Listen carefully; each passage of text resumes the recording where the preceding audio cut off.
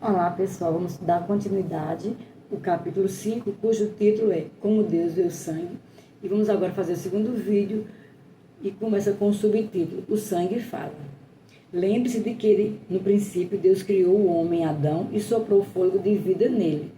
Ele soprou em seu nariz, mas foi direto em seu sangue, porque a vida de toda a carne está no sangue. Quando Adão cometeu o pecado, seu sangue foi contaminado com uma maldição, a do pecado. E conheceu Adão e Eva, sua mulher, e ela concebeu e teve Caim, e disse: Alcancei do Senhor um varão. E teve mais a seu irmão Abel. E Abel foi pastor de ovelhas, e Caim foi lavrador da terra. E aconteceu, ao cabo de dias, que Caim trouxe do fruto da terra uma oferta ao Senhor. E Abel também trouxe dos primogênitos das suas ovelhas e da sua gordura. Atentou o Senhor para Abel e para a sua oferta, mas para Caim e para a sua oferta não atentou, e irou-se Caim fortemente e descaiu-lhe o seu semblante. Gênesis capítulo 4, verso 1 ao 5. O sacrifício de Abel era seu bem mais precioso. Era um cordeiro, a primeira cria de seu rebanho, sem mancha ou marca. Ele o trouxe como um sacrifício para Deus. Caim trouxe frutas e ervas ou algo desse tipo, como seu sacrifício, mas era algo inanimado, até comum. Quando eu tinha 11 anos, possuía um animal de estimação muito especial. Enquanto as outras crianças tinham cachorros ou gatos, eu tinha uma cabritinha. Ela era meiga e eu a chamava de Nani. Ela me seguia aonde quer que eu fosse, exatamente como um filhote de cachorro. Às vezes, encostava a cabeça em minha perna e me empurrava para que eu a acariciasse. A cabritinha gostava de que eu coçasse sua cabeça. Fomos até mesmo acampar juntos. Ela dormia do lado de fora de minha pequena barraca e se qualquer coisa que se aproximasse, ela soava o alarme. Na. Eu a amava, mas meus pais não, pois as considerava um incômodo. Mamãe e papai decidiram de comum acordo: Filho, precisamos livrar-nos desta cabra. Ela rói tudo. Toda vez que abrimos a porta, ela corre direto para dentro de casa. Quando tentávamos prendê-la, ela roía a corda e entrava em todo lugar. Eles me disseram: Filho, vamos dar a Nani para uns parentes que têm um rancho. Ela será mais feliz lá. Terá espaço para perambular e brincar. Estará com as outras cabras e não incomodará ninguém. Ela realmente será mais feliz. Eles, por fim, convenceram-se de que seria o melhor para todos, inclusive para Nani, se ela fosse viver no rancho. Algumas semanas depois, descobri que aquelas pessoas tinham assado minha cabra no espeto e a comido. Eu disse para meus pais: Eles comeram minha cabra. Meu Deus, vocês não me disseram que eles iriam matá-la. À luz disso, você pode entender o que Abel deve ter experimentado quando ele levou a Deus a primeira cria de seu rebanho, aquele que ele mais amou. Provavelmente ele amava aquele cordeirinho como eu amava a minha pequena Nani. Deixe-me embelezar essa história. Deus disse: Meus filhos, entrem em minha presença e me adorem. Tragam-me uma oferta. Para Abel, aquilo significava o que ele mais amava. Caim tirou apenas alguns frutos do seu campo e os levou para Deus. Abel se perguntou com toda a sinceridade o quanto eu realmente amo a Deus. E ele foi ao seu curral para escolher um cordeiro. Primeiro escolheu uma ovelha manca e então pensou: Deus, eu te amo tanto, tu és tão bom para mim, eu não posso te oferecer uma ovelha com defeito. Ele separou uma ovelha manchada, mas seu coração disse: Não, essa não é a melhor. Abel parou de procurar e em tom triste chamou seu cordeiro de estimação. Floco de neve. Floco de neve, onde está você? Essa era a ovelha mais preciosa que ele tinha, a que mais amava. Ah, sim, aí está você, meu amiguinho. Ali perto, em uma colina verde, apareceu um belo carneiro branco como a neve. Sua lã era mais suave, mais pura e mais espessa do que todas as ovelhas. Seus chifres se enrolavam para trás e apontavam para frente novamente. Seus cascos reluziam. Ele era lindo e perfeito. As ovelhas e outros cordeiros reuniam-se em torno dele. Ele era o progenitor de seu rebanho, o animal de procriação. Ao ouvir seu nome, o nobre carneiro passou pelo rebanho e pôs-se fielmente ao lado de seu pastor. Abel se abaixou, correu seus dedos pela lã do pescoço de floco de neve e segurou sua oferta, olhando para ele pela última vez. As lágrimas de Abel rolavam por sua face, enquanto ele cortava a garganta do carneiro, deixava seu sangue escorrer para então oferecer seu sacrifício a Deus. Não é de se admirar que Deus se tenha agradado da oferta de Abel. Ela era preciosa. O sangue daquele cordeiro era a prova do amor de Abel. No entanto, Deus não se agradou da oferta comum e inanimada de Caim. Gênesis capítulo 4, do verso 6 ao 11. E o Senhor disse a Caim: Por que te irastes? E por que descaiu o teu semblante? Se bem fizeres, não haverá aceitação para ti? E se não fizeres bem, o pecado jaz à porta. Com certeza estava e ainda está. E para ti será o seu desejo, e sobre ele dominarás. E falou Caim com seu irmão Abel, e sucedeu que, estando eles no campo, se levantou Caim contra o seu irmão Abel e o matou. E disse o Senhor a Caim: Onde está Abel teu irmão? E ele disse: Não sei. Sou eu o guardador do meu irmão? E disse Deus: Que fizestes?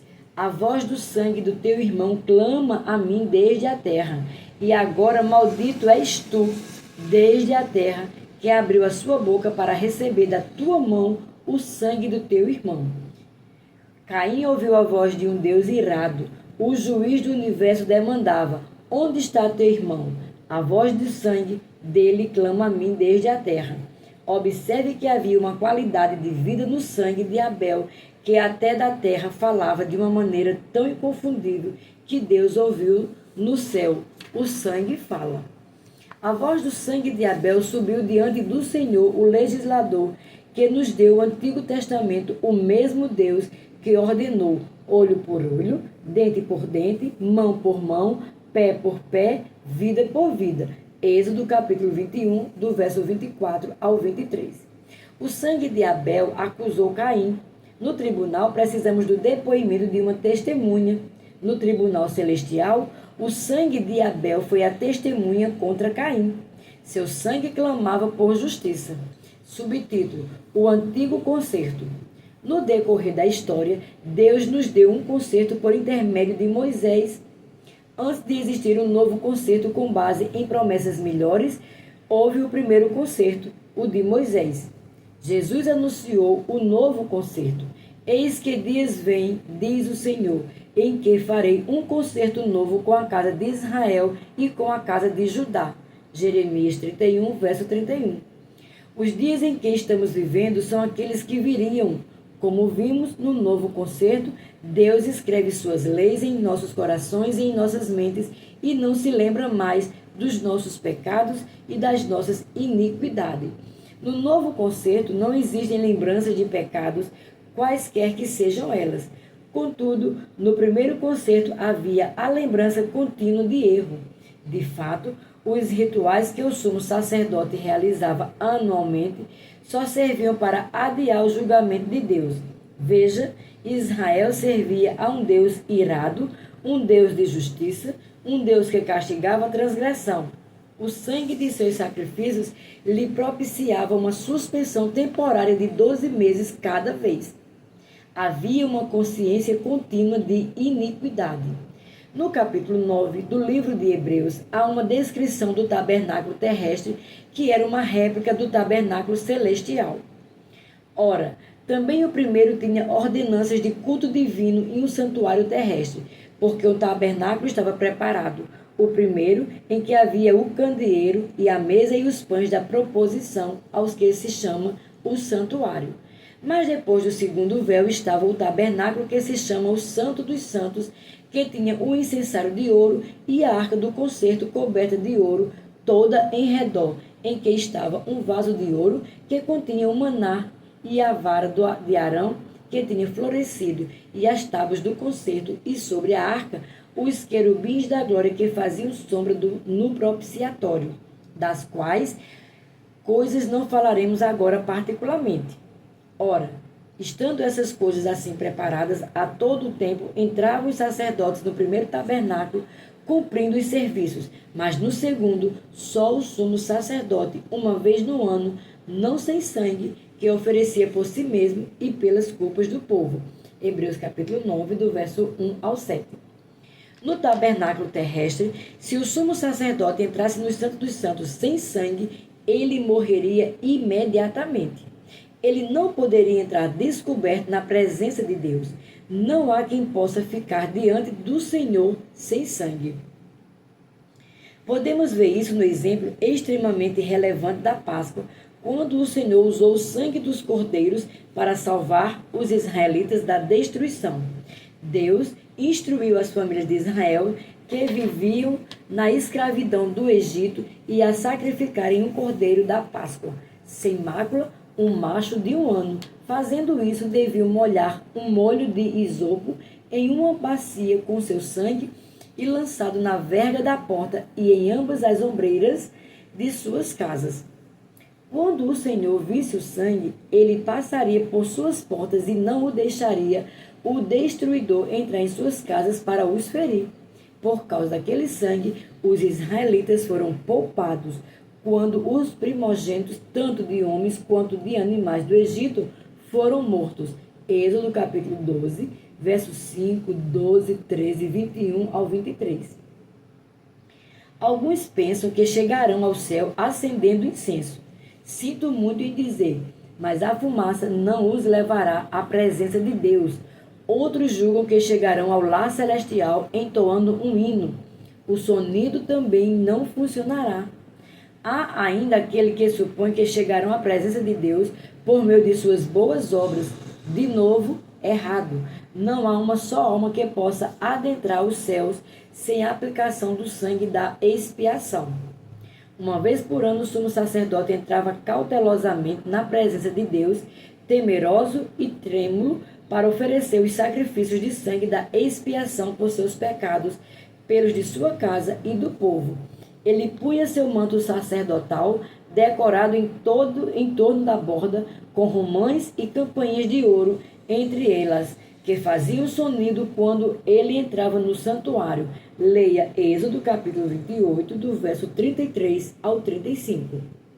Antes de entrar no Santo dos Santos, ele se purificava com muito cuidado, lá do lugar santíssimo, dentro do véu. Êxodo capítulo 26, verso 33 e 34.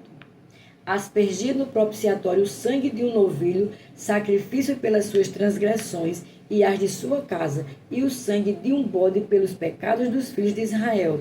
Levítico 16, verso 12 ao 19 e o 34. Essa aplicação do sangue, bem como as outras atividades do dia, fazia expiação pelas iniquidades dele e as do povo por mais um ano. Se o sacerdote não fosse digno, ele sofreria consequências fatais. As instruções que Deus dava para consagrar e purificar os sacerdotes, bem como as providências que eles deviam tomar quando estivesse ministrando ao Senhor, eram para ser corretamente seguidas, a fim de que não morressem. O texto de Êxodo 28, verso 35, explica acerca das das campainhas de ouro em torno da borda do manto de Arão, verso 33 ao 35, que eram ouvidas quando ele entrava nos santos dos santos.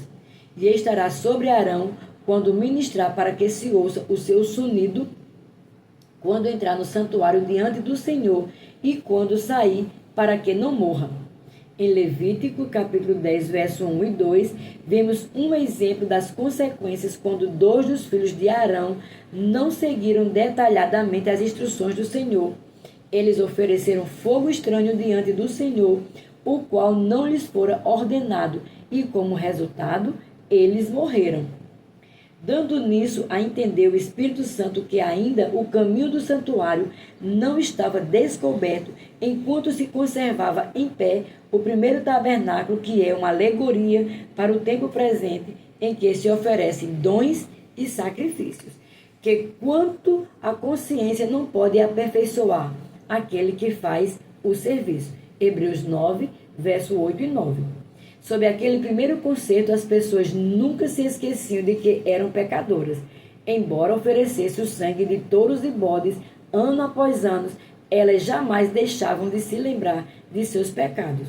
O sangue dos animais, embora cobrissem suas transgressões, não as tornavam perfeitas no que diz respeito à consciência. Consistindo somente em manjares e bebidas e várias obluções e justificações da carne, impostos até o tempo da correção.